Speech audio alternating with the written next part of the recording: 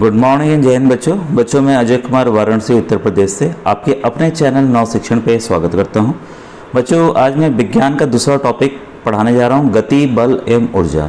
ठीक है, इसमें देखिए कुछ इंग्लिश टर्म्स भी मैं यूज करूंगा, तो जो इंग्लिश मीडियम के बच्चे परेशान ना हो। कई बार लिख रहे हैं बच्चे कि सर इंग्लिश में भी पढ़ाइए। तो इसमें बच्चों मैंने फर्स्ट चैप्टर जो है साइंस एंड टेक्नोलॉजी था, विज्ञान एवं प्रौद्योगिकी था, उसको पढ़ा दिया। इस चैप्टर को पढ़ाने के बाद जो अभी तक क्वेश्चंस आए हुए हैं मैं उसको डिस्कस करूंगा, और प्रश्न आते ही आते हैं बच्चों। ठीक है, अगर आप चैप्टर वाइज तैयार करते चलेंगे तो आपकी एक एक चीज़ की तैयारी हो जाएगी।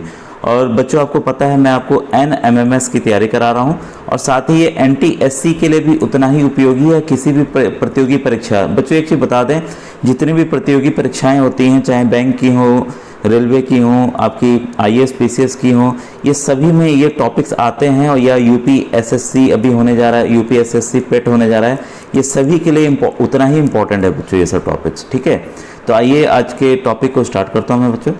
ये देखिए विराम अवस्था, आपको पता है विराम अवस्था, यदि समय के साथ वस्तु की स्थिति में परिवर्तन नहीं होता तो वस्तु विराम अवस्था। कोई है यहीं, ये मान ली रोड है, कोई कार है यहीं खड़ी रहेगी, तो ये किस अवस्था में? विराम अवस्था में, रेस्ट पोजीशन पे है। इसको क्या कहेंगे? Rest position. सेकंड है गतिशील अवस्था, यदि समय के साथ वस्तु की स्थिति में परिवर्तन होता है तो गतिशील अवस्था। मान ली कार यहाँ थी और 5 मिनट बाद यहाँ आ गई, तो भाई गतिशील हो गई कि नहीं? तभी तो यहाँ तक पहुँची। ठीक है, तो चीज़ों को समझते चलिएगा। गति के प्रकार, सरल रेखीय गति, जब वस्तु सरल रेखा में गति करती है तो उसे सरल रेखीय गति कहते हैं। दौड़ने वाहन की, खिलाड़ी की गति। अब देखिए, और कोई है यहाँ रोड है, ऐसे ऐसे जा रही है, तो मान लीजिए ये क्या है? आपकी सरल रेखा गति का उदाहरण है। वृत्तीय गति, जब कोई वस्तु एक निश्चित बिंदु के चारों ओर एक निश्चित दूरी पर वृत्ताकार मार्ग में चक्कर लगाती है तो उसे वृत्तीय गति कहते हैं। जैसे सूर्य पृथ्वी की गति, कोल्हू के बैल की गति, घड़ी की सुइयों की गति। अब देखिए कोई चीज़ गोल गोल ही घूम रही है तो कौन सी गति होगी? ये वृत्तीय गति हो गई। ठीक है, उसका डायरेक्शन कोई भी हो सकता है, क्लॉकवाइज या एंटी क्लॉकवाइज। घूर्णन गति क्या होती है? जब वस्तु अपनी धुरी या अक्ष के चारों ओर घूमती है उसे घूर्णन गति कहते हैं। जैसे कुम्हार के चाक की गति, भंवरे की गति, वाहन के पहिए की गति। अपनी ही जगह कोई घूम रहा है, ठीक है, तो ये सब क्या आती है? घूर्णन गति आती है बच्चों। ठीक है, इसके बाद है आवर्त गति, जब कोई गति करती हुई वस्तु एक निश्चित समय बाद अपनी गति को दोहराती है तो उस गति को आवर्त गति कहते हैं। जैसे घड़ी की गति। दोलन या कंपन, जब कोई वस्तु अपने माध्य स्थिति के दोनों ओर सरल रेखा में गति करती है तो उस गति को दोलन या कंपन गति कहते हैं। जैसे सरल लोलक की गति। अब देखिए घड़ी का पेंडुलम होता है ना, तो वो ऐसे ऐसे घूम घूम के अपनी जगह यहीं पे आता रहता है ना। ठीक है, ये कौन सी? ये दोलन गति है।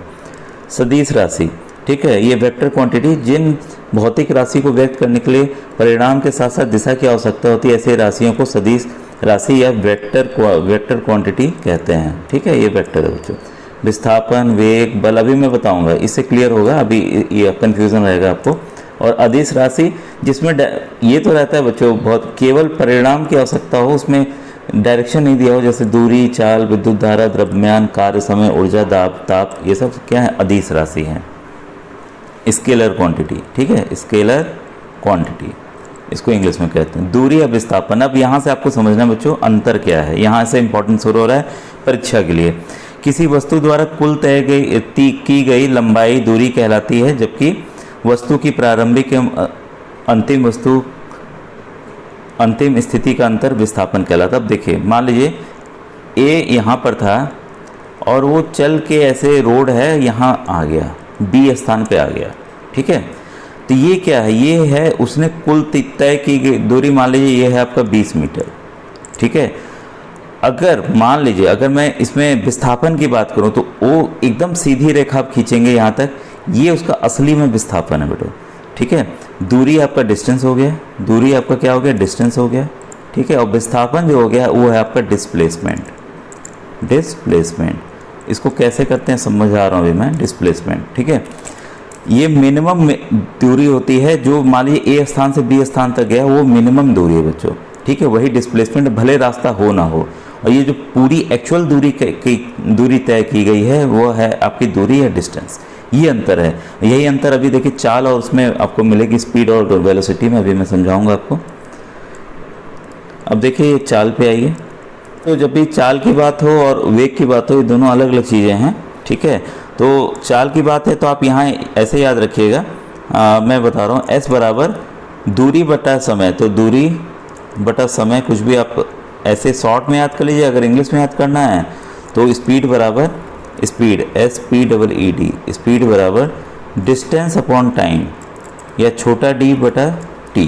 वस्तु द्वारा इकाई समय में तय किए गए विस्थापन को वेग कहते हैं। अभी हमने जस्ट पढ़ा था ना, कोई ऐसे घूम के रास्ता गया, ये क्या हो गया, उसकी दूरी हो गई, ये क्या हो गया, विस्थापन हो गया। ठीक है, तो यहाँ पर क्या लेंगे, वेलोसिटी v लेंगे। वेलोसिटी v बराबर अपॉन टाइम, विस्थापन है ना, डिस्प्लेसमेंट अपॉन टाइम। ठीक है, तो आप दोनों में dd है, तो एक आपका विस्थापन है, एक आपका समय है, और एक में क्या है, ये आपका चाल बराबर क्या हो जाता है, दूरी बटा समय, तो d upon T, distance upon time. इस तरह से आप याद कर लीजिएगा। दोनों का अंतर आपने समझ लिया, डिस्टेंस क्या है और डिस्प्लेसमेंट विस्थापन क्या है। दोनों के फॉर्मूला वही है बच्चों, बस ये क्या है कि इसमें हम विस्थापन ले रहे हैं, उसमें हम क्या ले रहे हैं, दूरी ले रहे हैं। दोनों की फॉर्मूला सेम है और दोनों की मात्राएं भी सेम है। कैसे मात्रा है, दूरी की मात्रा क्या होती है, मीटर SI यूनिट, और समय की मात्रा क्या होती है, सेकंड होती है। तो इसलिए इसकी जो मात्रा होती है मीटर प्रति सेकंड होती है। चाल के भी बच्चों मीटर प्रति सेकंड इसकी मात्रा होती है। मात्रा बहुत ही जरूरी है, मात्रा अलग से मैं समझा भी दूंगा जहाँ जहाँ प्रश्न आएंगे।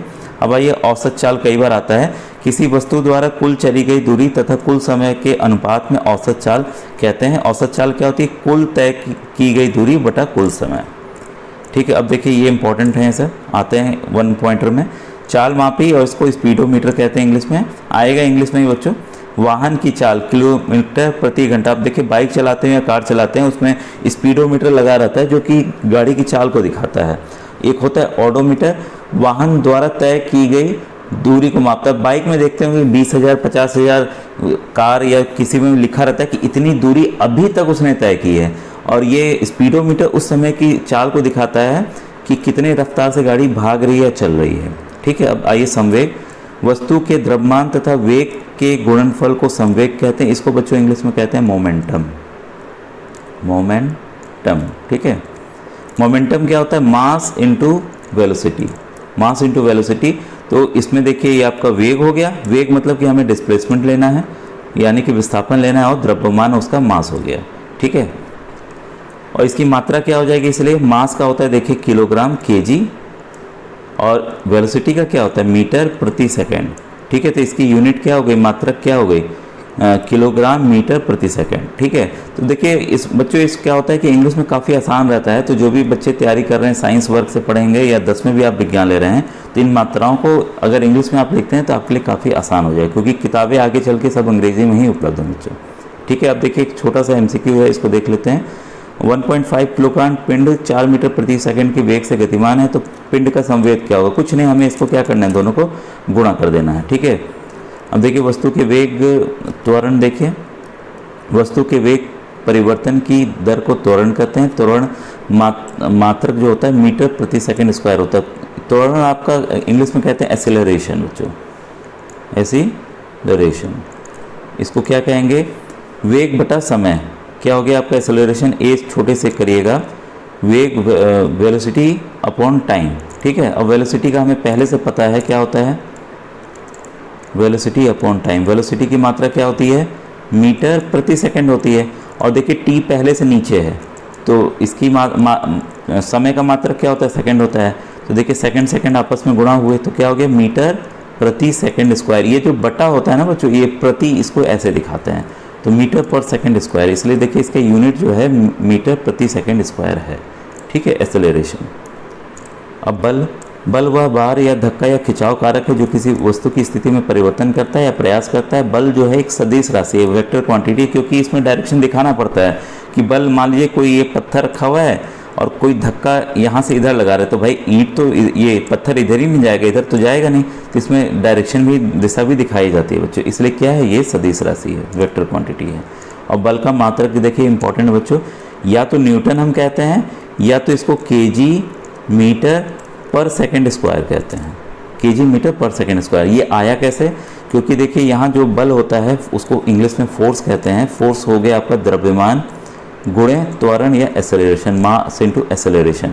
अभी जस्ट हमने देखा था एक्सेलरेशन की यूनिट क्या है, मीटर प्रति सेकंड स्क्वायर। ठीक है, मीटर प्रति सेकंड स्क्वायर। और मास का क्या यूनिट है, मात्रक क्या है, kg है, तो इसलिए kg मीटर पर सेकंड स्क्वायर भी लिखते हैं, न्यूटन भी लिखते हैं, तो दोनों चीज़ें समान हैं। ठीक है बच्चों, अब आइए आगे बढ़ते हैं।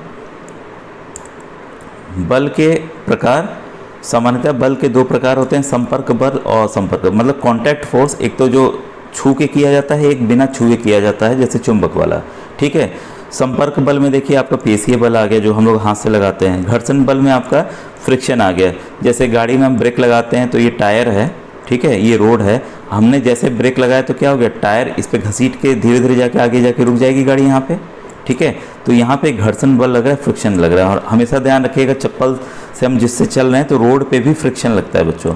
अगर फ्रिक्शन घर्षण ना हो तो हम गिर जाएंगे, ध्यान रखिए, क्योंकि देखिए बर्फ़, अगर बर्फ़ करिए या गीला पानी करिए तो उसमें फ्रिक्शन क्या हो जाता है, घर्षण बल कम हो जाता है। ये सब भी सवाल आते हैं, अभी हम लोग आगे पढ़ेंगे इसको बच्चों। अब देखिए असंपर्क बल, ये इंपॉर्टेंट है।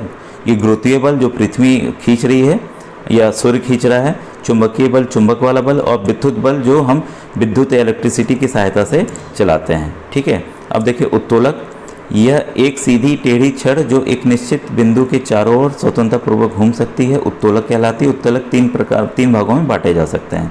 तो आइए जाने वो तीन प्रकार कौन कौन से हैं। अब ये हैं देखिए आलम्ब, आयास और भार, ठीक है। तो इसको आप पढ़ लीजिएगा क्योंकि वीडियो फिर काफ़ी लंबा हो जाएगा।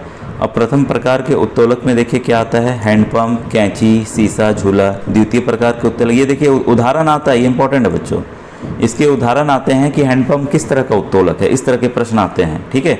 द्वितीय प्रकार के उत्तोलक में आपका पहिया वाली ट्रॉली, सरौता है, ठीक है। और तृतीय प्रकार के उत्तोलक में आपका चिमटा, चाकू आते हैं। तो ये एग्जाम्पल काफ़ी इंपॉर्टेंट है, ये आता ही आता है बच्चों, इसको याद रखिए, इसको आप इग्नोर मत कीजिएगा, ठीक है। अब देखिए फोर्थ है कार्य, कार्य यानी कि वर्क, W, ठीक है।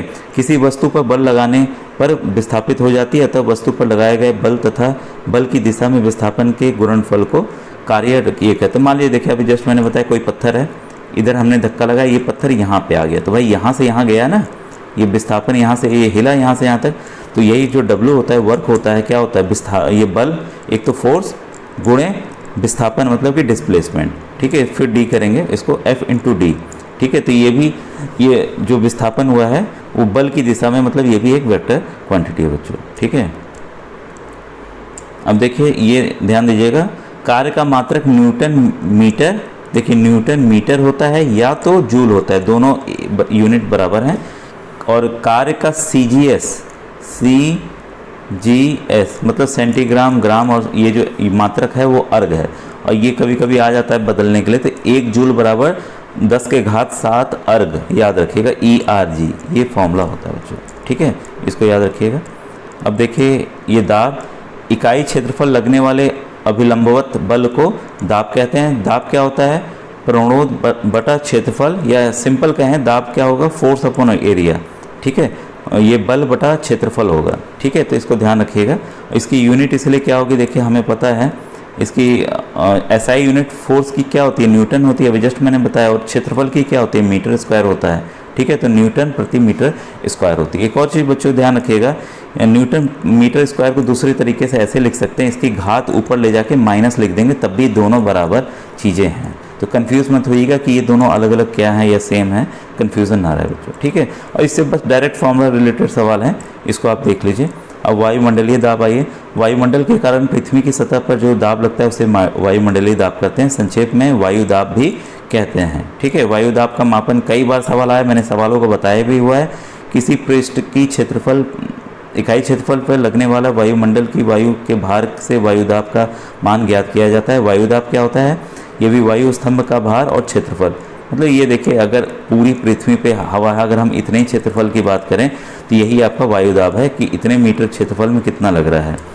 अब देखिए प्रामाणिक वायुदाब, ये इंपॉर्टेंट याद कर लीजिएगा। समुद्र तल पर वायुमंडल का दाब पारे के 76 सेंटीमीटर ऊंचे स्तंभ के दाब के बराबर होता है। इसका मान 1.013 10⁵ न्यूटन पर मीटर स्क्वायर, इसे प्रामाणिक वायुदाब भी कहते हैं। तो ये क्वांटिटी आप याद कर लीजिएगा बच्चों, ठीक है। दोनों समान हैं। घनत्व, किसी वस्तु के द्रव्यमान तथा आयतन के अनुपात को उस वस्तु के पदार्थ का घनत्व कहते हैं। बच्चों ये देखिए टॉपिक काफ़ी लंबा हो रहा है, तो मैं अब इसके आगे के टॉपिक को मैं बाद में आपको पढ़ाऊंगा, और इसके MCQ में करवा दे रहा हूँ इसके बाद। ओके बच्चों, थैंक यू वेरी मच।